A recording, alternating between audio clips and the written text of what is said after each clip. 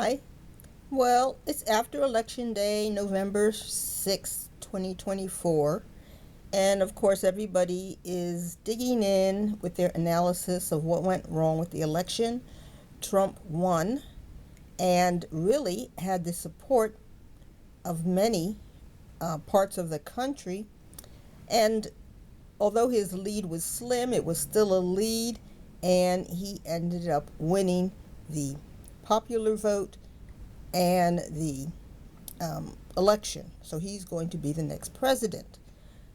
However, I'm just going to state a couple of things I would do differently if I were in the executive branch and I had the ability to take control today. The first thing I would, unlike Kamala Harris, I would not have conceded the election because there are many votes that are still to be counted. People did vote ahead, so there are tons of paper votes to be counted. Where that stands, I don't know, but I still would not have conceded. And then I would have made the public requirement that Trump had to publicly concede that he lost the 2020 election before I conceded that I lost the 2024 election. So I would not have conceded until Trump conceded that he lost the 2020 election by a fair vote. Next, I would, as President of the United States, I would disqualify Trump from being able to take office. Yes, he won the election, but he has many felony cases against him still, and he tried in the past to overthrow the government. He got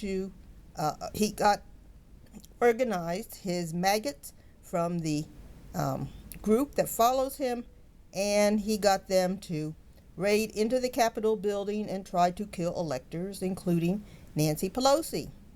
This is not doable. So I would, as Joe Biden, I would write an executive order that Trump, although he won, he is disqualified from holding the office of presidency for 8 years, and I would allow J.D. Vance to assume the presidency because he was the vice president running mate of Donald Trump. So the Republicans would still have the presidency, but it would not be via Donald Trump. It would be via J.D. Vance, who has no felonies and never tried to overthrow the government. And I don't know what he'll do in the future, but as of right now, he would be the candidate and he would assume the office. Biden is given that privilege by the Supreme Court, and I would do that immediately. I would say Trump is disqualified. He has also threatened regular citizens because they opposed him during the election. And there are many other things he did that were unconstitutional and made him, un-American, not able to take office and have the best interests of the country and the citizens at heart. So that second thing would be disqualify immediately Donald Trump from being able to hold office because of his past felonies and his cases that are still outstanding. And then in 8 years, he would be able to run. The third thing, I would set up groups to investigate what went wrong with this election. There are many opinions. I hear everybody casting blame on this person and that person. Some of the things sound very true. Some of the things are questionable, but everything has a lesson.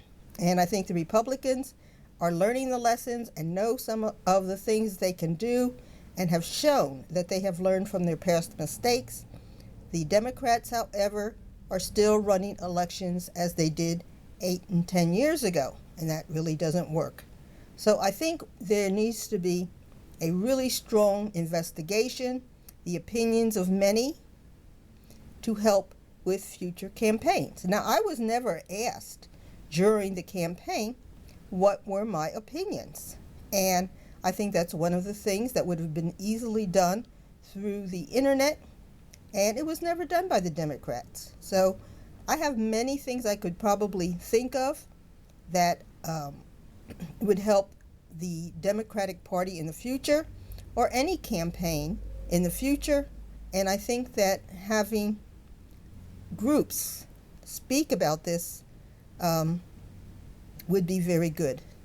Now, Kamala Harris is very much a California type candidate, and she did very good with her speeches and so forth with things that Californians really care about. And they say she might want to run for governor of California after losing this election. I'm not sure about that. So I'd like to know what you think, and like and subscribe. Bye.